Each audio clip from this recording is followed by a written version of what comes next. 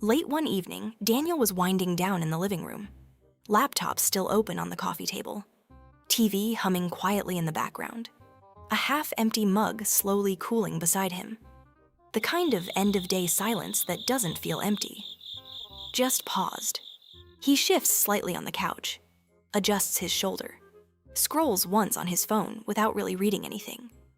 Then, a soft thump on the couch beside him. Luna. She doesn't announce herself, doesn't meow, doesn't even look at him at first. Just walks in like she already knows the route.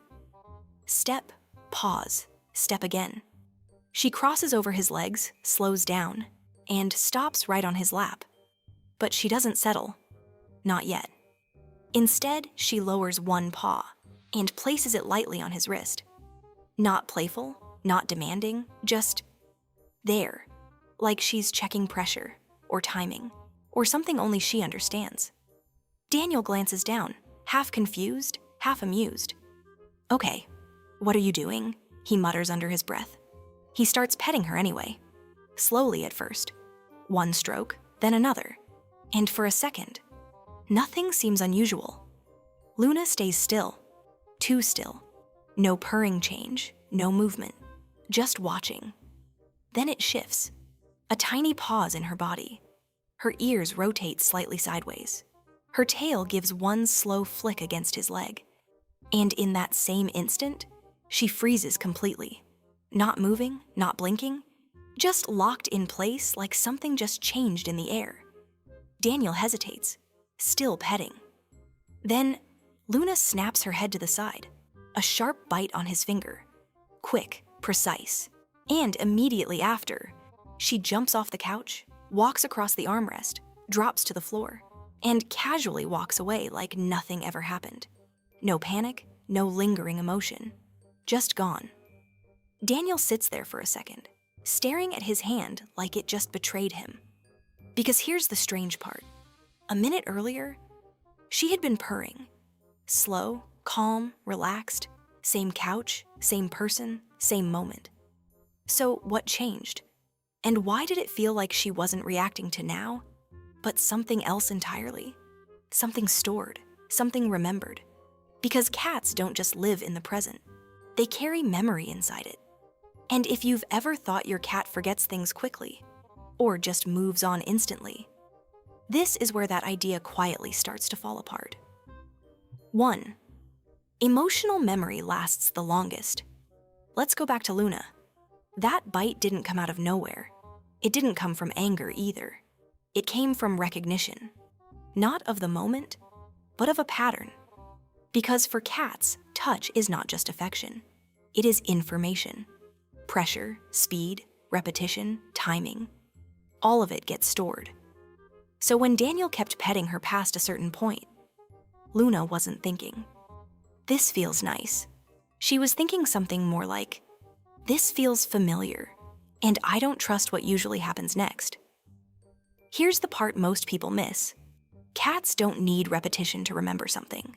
One strong moment is enough, especially if it involves discomfort or loss of control. And once that moment is stored, it doesn't disappear. It just becomes quiet. Until something brings it back. 2. They remember humans through patterns. Have you ever noticed how your cat behaves differently around different people? Not just preference, but personality shifts. That's because cats don't just remember faces. They remember behavior patterns. Voice tone, footsteps, timing, movement speed. If someone is calm and predictable, that becomes safe in memory. If someone is inconsistent, that becomes something else entirely. And yes, cats can recognize voices even after long gaps. But not emotionally like humans do. It's not, "I missed you." It's, "This sound matches something I know." So when someone returns after a long time, the reaction is not reunion. It is recognition. And that difference changes everything. 3. Routines become expectations. Cats don't just notice routines. They build internal predictions from them. Waking up times, food timing, movement around the house, even silence patterns. All of it becomes expectation. Not clock time, but behavioral timing. So when something breaks that pattern, your cat notices immediately. That's why some cats appear before meals, or wait near doors at certain times, or react when something feels off schedule. It's not impatience, it's prediction. Now I'm curious. What's the oddly specific thing your cat never forgets? Leave a comment and let us know. Back to Luna for a second.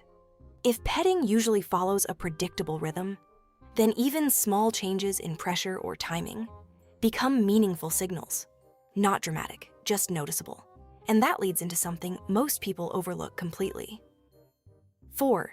Environments hold memory too. Cats don't just remember people, they remember places. But not like maps, more like emotional snapshots. A carrier, a vet room, a bathroom incident, a loud sound in a hallway.